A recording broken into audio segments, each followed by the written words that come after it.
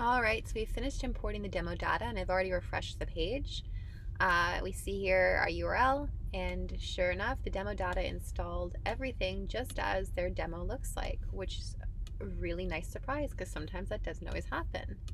This tells me that hopefully the theme is really well built and it was worth the investment. Good pick on my client's end. So now we're going to kind of work with all these components and then customize it to look more like what our client's brand and farm actually is like. I suspect a lot of these features, as beautiful as they are, probably won't make the final cut, but it's a nice place to start.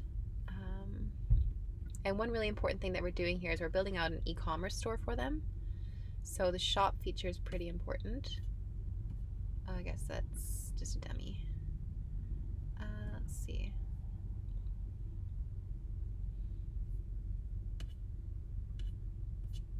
Okay, their shop data is not showing up, but I guess that's because we don't have any shop data in here. Oh, there we go.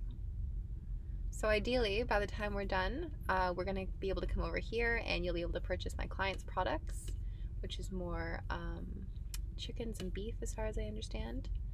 So we'll hopefully have some beautiful images in here and people can go buy them online and pick them up locally.